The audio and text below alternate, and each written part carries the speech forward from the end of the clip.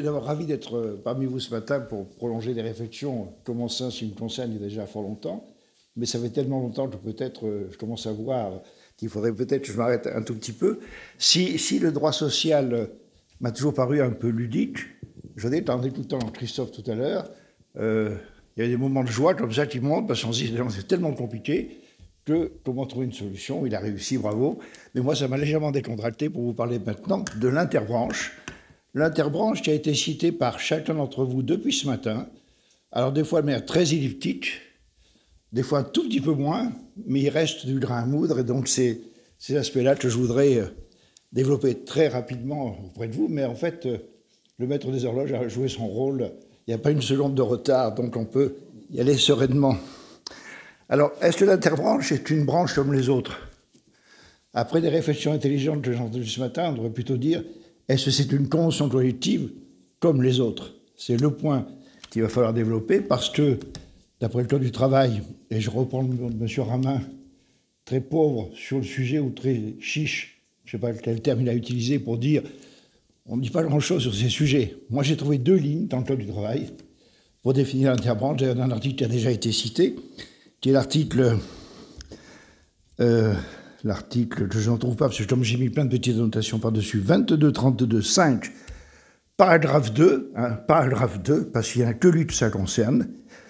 Ça doit relever des clarifications qui ont été recherchées après des critiques qui ont pu être faites, d'ailleurs dans les enceintes de réflexion qui ne sont pas si éloignées de celles qui ont été faites ce matin, sur oui mais les branches c'est quoi, qu'est-ce qu'on comprend par convention collective de branches, et donc le législateur très récemment, en 2017, ajoute ce terme réduit, mais essentiel pour moi, il indique, sauf disposition contraire, d'exception, les termes convention de branche désignent la convention collective et les accords de branche. Alors la convention collective et les accords, on passerait sur le sujet, les accords professionnels et les accords interbranches. Donc on a ce que j'appelle une formulation qui est une sorte de classification par assimilation. On a tous ces éléments-là qui sont en fait tous des conventions de branche. Que va-t-on pouvoir retirer de cet élément, puisque finalement, comme on a pu l'écrire, c'est un cadre signalé, mais ce n'est pas un cadre réglementé, ni organisé, et on rejoint là les propos de Christophe ou d'autres d'entre vous ce matin sur le fait que le Code du travail ne s'intéresse pas forcément à tout. Alors, quand même, ce petit cadre signalé, il nous dit quoi? Il nous dit que la NIB, la négociation interbranche, c'est rien, mais c'est tout. La NIB, ou alors la négociation multibranche, n'est-ce pas, madame? Parce que l'accord que vous citiez parle de multibranche. Il y a tellement de branches que c'est plus de l'inter, ça devient du multi. Intéressant à retenir, puisque la réflexion du Code résulte de la pratique qui était antérieure des partenaires sociaux, et le multi est également un élément de la pratique. Alors, ces 2 petites lignes, finalement, elles ont quoi comme conséquence? La première que j'y vois, c'est la capacité non contrainte, non interdite, de négocier entre les niveaux ANI, cette fois-ci le niveau interpro le plus élevé, et le fait qu'on dépasse une seule IDCC pour tomber sur 2 ou sur plusieurs. Donc l'espace intersidéral est grand entre l'ANI et le plus qu'une branche, que moi je qualifierais d'IDCC, parce que c'est plus simple. De cette façon, on sait au moins qu'il y a une référence et une existence réelle. Alors cet espace-là, il faut pouvoir peut-être le combler par la négociation. Comment se fait-elle?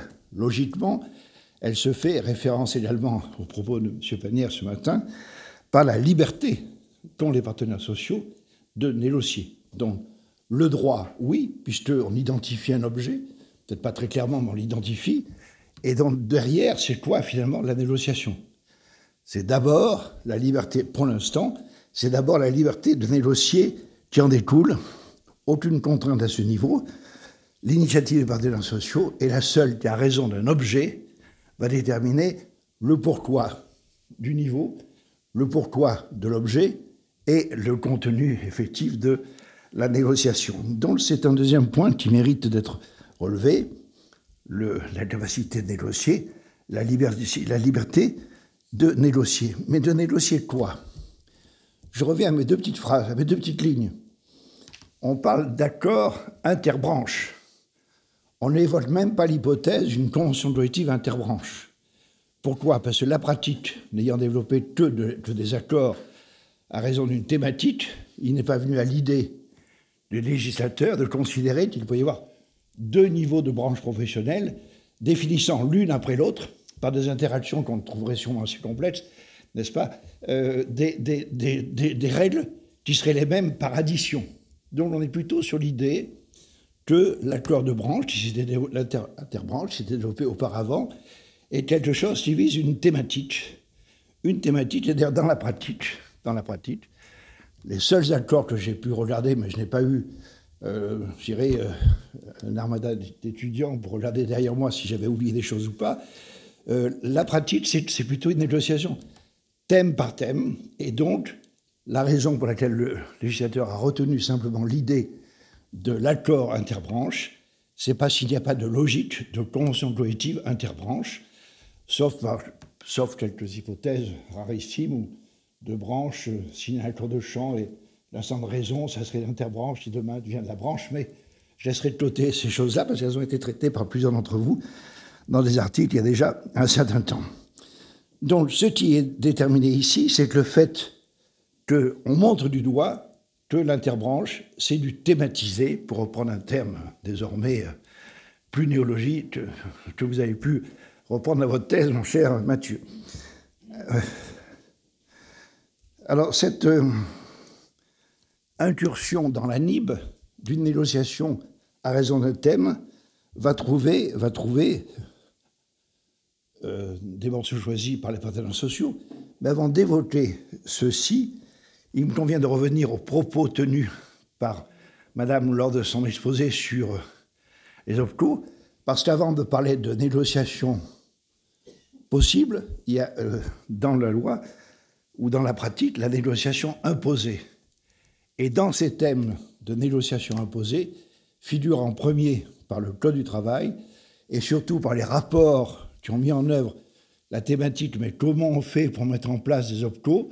Ben c'est simple, voilà les périmètres, voilà les champs, voilà les conditions de travail, et à l'arrivée, ben vous ferez 11 OPCO, et puis le plus gros d'entre eux aura 44 secteurs, le second en aura 32, et au bout de 11 OPCO, il restera pratiquement plus de branches pour être autonome, pour définir les conditions donc, du rôle de l'OPCO, qui n'est pas d'ailleurs de garantir l'emploi, ou c'est indirectement que le rôle social de l'OPCO apparaît, d'après ce que vous avez pu dire, et d'après ce qu'on peut bien sûr retirer de la loi. Alors l'article 633-32, petit 1, est quand même très prudent à propos des OPCO. Quand il traite de l'agrément, c'est le seul endroit où on dit une ou des branches. Et donc on n'est pas sur une logique de automatiquement interbranche. Une branche peut décider après des points de jonction, vous avez évoqué d'agrément, mais il n'est pas évident qu'on ait au premier niveau la nécessité absolue de définir des règles par des conventions interbranches.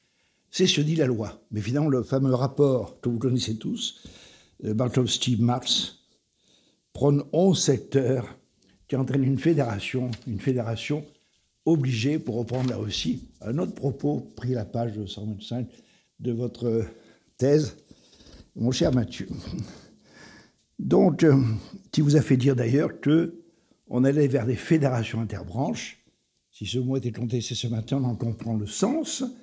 Il ne s'agit pas, bien sûr, d'avoir une logique d'une gouvernance identique à celle d'une seule branche, mais bien au contraire, par le biais d'une fédération, de gérer des différences, de gérer des représentativités, de gérer des décisions, et c'est dans cette logique de je les regroupe et ils se débrouillent entre eux, mais ce n'est pas une fédération, puisque c'est une association, loi 1901, à but non lucratif, qui a été le support choisi pour que les OPCO puissent fonctionner.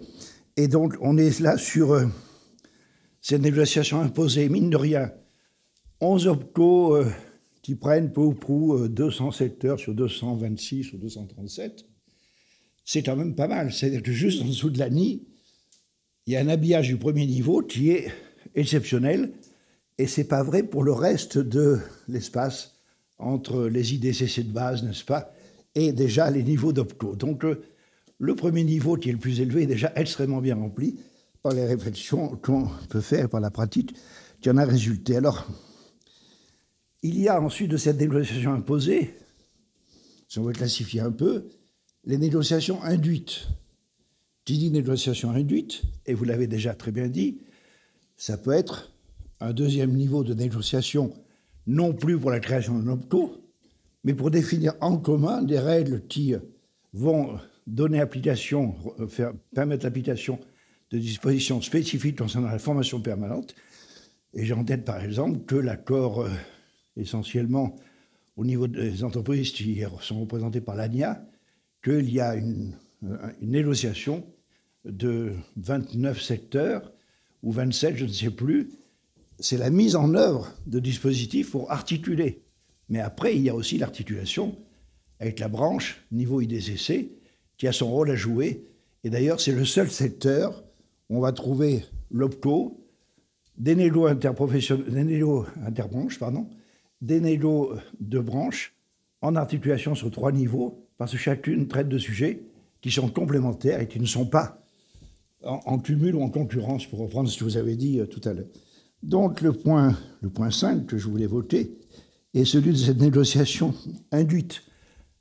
Elle n'existe que parce qu'il y a une négociation imposée. Il n'y aurait pas d'induite s'il n'y avait pas d'imposée, puisque sinon la liberté de négociation n'aurait pas vraiment de sens. Alors j'ai mis quelque part, pour l'article que j'ai promis à Bernard avant le 26, on passe du mastodonte au mammouth. Parce que 44 et 29, c'est quand même plus modeste, bien sûr, mais c'est dans les deux cas une négociation maximum marquée qui plus est de l'impression d'une obligation d'aboutir. Puisque quand on se réunit entre soi pour définir, je ne sais pas, de l'épargne salariale, si on ne signe pas ce jour-là, on peut signer 3 jours après. Là, quand même, OPCO++ et ce qui suit, il y a sur toute la filière l'obligation d'aboutir. Avouez que, pour donner un exemple de la liberté de négociation, on pourrait trouver un tout petit peu mieux, mais je vais donc délaisser ces rivages-là pour aller vers la notion de négociation libre à raison donc d'un thème déterminé. Et j'ai pu identifier dans ces thèmes les plus fréquents que servent les intérêts des partenaires sociaux. Alors la formation, parce que l'induit n'est pas totalement l'imposé, donc on peut des deux côtés, mais ce qui est sûr, c'est que du seul côté de la liberté de négocier, on a assez fréquemment l'épargne salariale, dont vous avez dans le secteur de l'ANIA, par exemple, où il y a très longtemps, en 2003, l'UNAPL qui a signé un accord sur 52 ou 3 professions pour mettre en œuvre quoi? Des éléments de rémunération différés, l'intéressement, la participation, mais également les vecteurs de support, les plans d'épargne, les PERCO, les PERCOI, tous ceux qui ont changé de nom depuis, qui sont légion. On a pour cette mise en œuvre, cette négociation, et la discussion avec les partenaires sociaux, notamment les banques, les gestionnaires, les dépositaires, besoin d'avoir une certaine surface et une certaine utilité à la négociation, d'où le fait que spontanément, des secteurs très organisés, je pense au secteur de l'ANIA qui négocie régulièrement des conventions collectives, qui sont quand même un référent, eh bien, elles se regroupent entre elles pour définir spontanément des niveaux qui sont plus élevés parce que cette négociation-là nécessite quelque chose de différent. Et pour autant, ça veut dire qu'on ne traite pas non plus au niveau de l'entreprise, de l'IDCC, de la même chose. Donc on renvoie tout simplement la négociation à un niveau qui est quand même préhensible parce que les partenaires sociaux ont choisi de définir, là en l'occurrence, une APL 50 secteurs, c'est déjà 50 professions, devrais-je dire, c'est déjà beaucoup. Là, de mémoire, je crois que cet accord, il y a 5 IDCC, ça fait une dizaine de milliers de salariés pour atteindre le seuil justement de négociation possible et valable, mais par contre, ça ne fait pas la totalité de l'ANIA, pour reprendre la réflexion qui a été rejetée par les intéressés eux-mêmes, que Médicis a considéré que l'ANIA devenait le futur pôle de négociation unique d'une convention collective de branche. On n'y est pas encore tout à fait. Voilà. Sur ces thèmes, épargne salariale, bien sûr la prévoyance, bien sûr la santé. On peut dire un mot sur la santé. On a des façons curieuses parfois de venir à une négociation interbranche. Moi, j'ai souvenir de secteurs, j'ai la chance de conseiller, qu'il y avait tellement d'entreprises qui étaient déjà couvertes par la prévoyance que l'intérêt d'une négociation a pris une enquête, sondage en niveau réel. 3 entreprises sur 500 qui n'ont pas de régime de prévoyance. Je fais remonter au niveau le plus élevé, où l'ANIA organise sur une quinzaine de secteurs une négociation. Je vais signer de cette façon.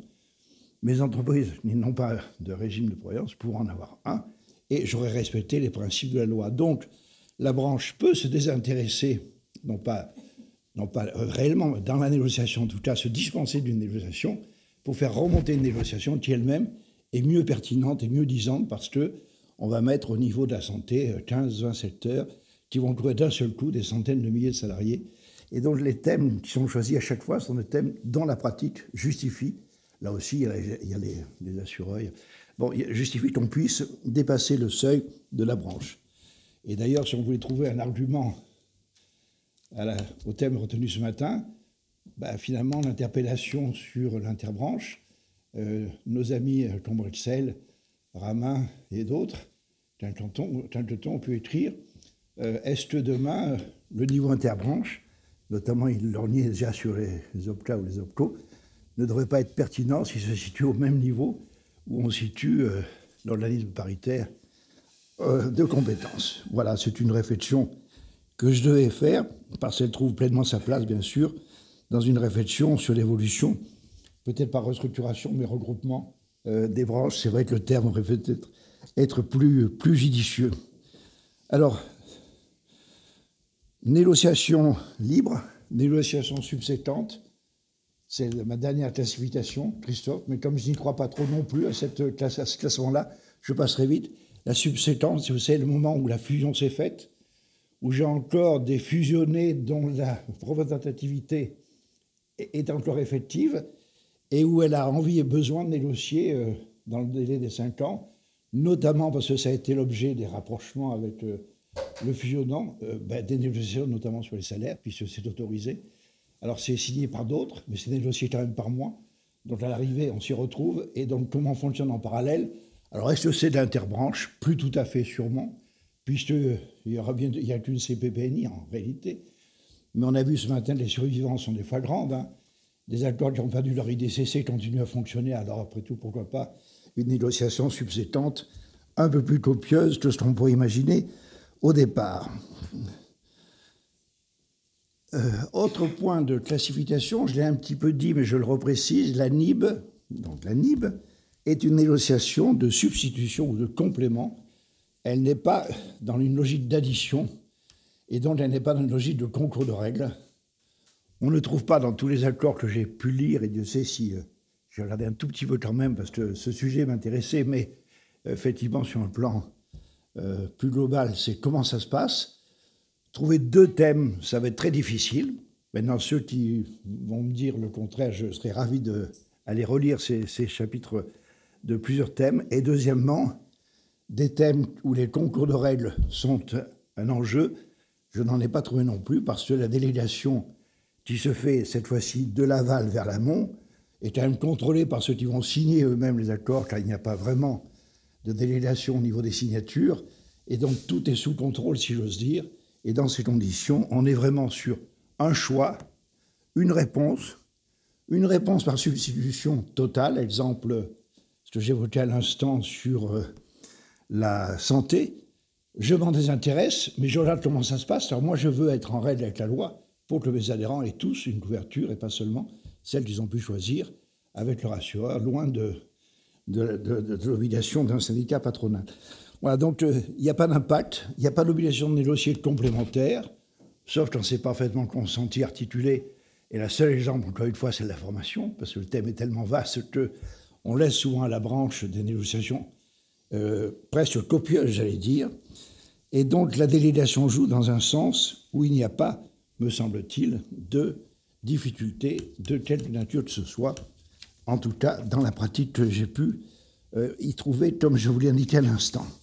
Alors, ça veut dire quoi? Contre-coup, l'identité des consultifs de branche reste totale, puisque je ne fais pas une parenthèse, je n'enlève pas un morceau. Simplement, dans mes contraintes, par exemple, de négociation obligatoire, je vais additionner tout ce qui est obligatoire au niveau de la branche. J'ai choisi de rester au niveau de la branche pour signer des accords. Et par ma délégation interbranche, j'ai là-haut, d'ailleurs par le biais d'une extension possible, bien évidemment, je vais avoir mon épargne salariale, ma santé, à l'époque aussi les accords sur les seniors, tiens, c'est d'actualité, se négocier aussi interbranche, à peu près pour les mêmes raisons que la santé. Nos pyramides des âges ne sont pas telles qu'eux, et donc si je pouvais déléguer cette négociation en surveillant si s'y fait, et en donnant ma caution si est fait, eh bien c'est une façon de gérer plus vite et mieux, j'allais dire, les contraintes liées à des lois ou à des accords interprofessionnels qui ont vocation à devenir, en grande partie, ou même des fois en totalité, des lois. Alors le 10e point, qui n'est pas une classification mais qui est un point, celui de la représentativité, il a déjà été évoqué à plusieurs reprises.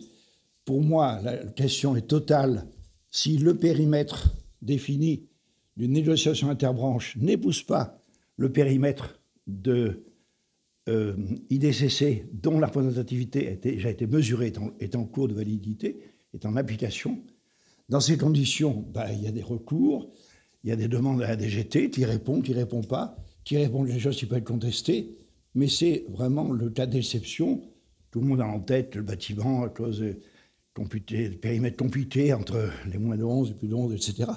Mais dans la pratique, lorsque les partenaires sociaux décident tout seuls d'une négociation interbranche, ils se mettent d'accord entre eux, il y a le thème en question qui va jouer, et s'il y a une difficulté, que ce soit pour la signature ou pour l'extension, on a d'un côté les partenaires sociaux en totalité issus des IDCC, et de la part des syndicats, soit il y a une délégation au niveau des fédérations, soit on est des représentants de chaque IDCC comme pour les employeurs. Généralement, c'est plus simple, s'il y a moins de représentants du fait que les fédérations couvrent les secteurs concernés dans les conditions de travail, dont les similitudes d'activité, etc., font qu'elles-mêmes se sont déjà organisées à un certain niveau. Mais dans ces conditions, la seule difficulté, c'est si mon périmètre n'est pas le même. Si le périmètre est le même, j'ai ma réponse. Il y a une difficulté, je prends les représentativités a priori, qui sont celles de l'addition des IDCC. Addition, attention, des IDC prises chacune en leur identité propre, autonomie de représentativité. Pas bien sûr par un cumul. Ce qui fait que parfois, quand vous avez exemple d'adhésion volontaire, où j'ai pu rencontrer un secteur 100 000 salariés, un autre 5 000, l'accord tripartite de rapprochement, les syndicats du petit ne voulaient pas, ils sont fait opposition, ils étaient 8 fois moins représentatifs que ceux qui, de l'autre côté, auraient voulu agripper, et ça ne s'est pas fait. Donc, on est sur cette logique, évidemment, pour l'adhésion, qui est un sujet qui n'est pas à l'ordre du jour ce matin. Alors, les deux petites lignes, sauf disposition contraire, identité de terminologie pour désigner, ça veut dire quoi? Ça veut dire que sur tous les sujets où il va y avoir une négociation interbranche, on regarde ce qui se passe au niveau d'une branche et on se dit, je peux transposer. Sur un plan juridique, c'est sûrement vrai. Sur un plan pratique, comme dirait Christophe, il y a quelques réflexions à faire. Exemple, définition du périmètre. Quelque chose qui est tout à fait original, puisque je n'ai pas la même chose, bien sûr, au niveau d'IDCC. La qualité des négociateurs, puisque j'ai une addition de représentants venant des secteurs primaires, entre guillemets, qui vont se retrouver en négociation, soit ils laissent leur chaise, soit ils regardent ce qui se passe et donnent l'aval de toute façon pour la signature à la fin de la négociation. Donc, les négociateurs sont présents sans qu'il y ait de délégation réelle, en tout cas pas au niveau des signatures. La représentativité, je viens d'en parler. Un mot sur la durée, parce que qui dit liberté de négociation va dire choix des partenaires sociaux sur l'optimisation de la norme. Et sur ce point, on est sur une logique où, quand les accords doivent être permanents, OPCO par exemple, épargne salariale, je ne vois pas très bien comment on pourrait avoir des accords à durée déterminée qui tombent, et puis d'autres qui recommencent avec le transfert des fonds, les questions qui pourraient se poser, qui seraient absolument ingérables, n'est-ce pas Vincent? Ça serait absolument ingérable, donc on ne le fait pas. Donc on est sur des accords à durée indéterminée, un peu comme dans la logique des des accords dits de base, de convention de branche, à l'exception des thèmes pour lesquels la durée est quelque chose d'essentiel au fait de ne pas se faire gagner par l'obsolescence, au fait de retrouver une agilité de négociation le moment venu. Et c'est la raison pour laquelle, dans les accords de mise en œuvre de la formation, on a souvent des accords sur 5 ans. On a également la même chose pour les seniors, durée quinquennale ou inférieure, parce que les lois vont vite, elles changent. Depuis 30 ans, des textes sur les seniors, il y en a eu un certain nombre, et ça va et ça vient, si j'ose dire. Donc, on a sur ces sujets une lecture qui doit être propre à raison du thème, puisque c'est encore le côté pragmatique. C'est sûr, pour la santé, on ne va pas choisir la durée déterminée. Les pansaïages, j'ai indiqué aussi, mais par contre, les thèmes de gestion de l'emploi, les thèmes de gestion de la formation, parce que 5 ans, souvent, à cause des lois, on est déjà obsolète, et donc les partenaires sociaux sont habiles pour trouver les bons moments et le bon tempo dans la négociation. Alors j'aurais beaucoup moins de choses à dire sur dénonciation, révision et extension, car mis à part la multiplicité des signataires, les clauses que j'ai pu lire, mais encore une fois, je ne suis pas dans l'exhaustivité, sont des clauses assez classiques. Il y a parfois, heureusement, des clauses qui sont un peu restrictives, à mon avis, à bon escient, parce qu'elles ont été rédigées avec assez de doigté, pour qu'on ne tombe pas dans un travers de répondre à une négociation quand il y a une personne sur 30 qui demande, etc. Donc, des problèmes de quota ou de quorum peuvent être imaginés. C'est la seule petite originalité que j'ai pu trouver. J'aurai encore 3 minutes. Tout va bien, je conclus. En un mot, comment définir ces niveaux complémentaires de négociation? En fait, en réfléchissant bien à cette complémentarité, on se rend compte que l'agilité de négociation, parce que soit la durée est courte, soit le thème est unique, fait que la révision des accords interbranches, paradoxalement, est plus simple que la révision des accords de branche. L'agilité est plutôt au niveau 2 qu'au niveau 1. Le niveau 1, c'est les clauses obligatoires, c'est la pesanteur des négociations, sont les calendriers des négociateurs parfois, comme j'ai pu l'écrire, donc ce n'est pas un scoop. Mais il n'empêche que, pour réviser une convention, alors pour en faire une à partir de 578, 5 plus 5, mais pour une convention de base où j'ai 80 000 salariés, quand je commence une révision d'un des 25 chapitres de la convention qui fait à peu près 350 pages, je suis au bout de 5 ans à l'arrivée de mes 350 pages et on n'a pas chômé. Sinon, on est bien dans l'obsolescence cumulée à cause des contraintes de négociation et de l'importance des textes conventionnels en jeu. C'est le premier point de séparation des deux. Le deuxième est exactement inverse. C'est que plus la base des thèmes de négociation est large, plus le territoire de négociation peut être vertical, 5 000, 8 000, 10 000, 20 000, 30 000 salariés. Alors, de l'autre côté, je suis à 100 000, 200 000, ou voire plus, voire 500 000, soit pour les OPCO, beaucoup plus d'1 million. Et donc, on est dans cette logique où, au niveau des périmètres de négociation, la lourdeur est du côté de l'interbranche, parce que regrouper 30 ou 40, c'est quand même pas simple. Alors que de l'autre côté, on est beaucoup plus dans l'agilité sur le fonctionnement d'une CPPNI. Voilà, j'ai dit, je vous remercie de votre attention. Vive le déjeuner!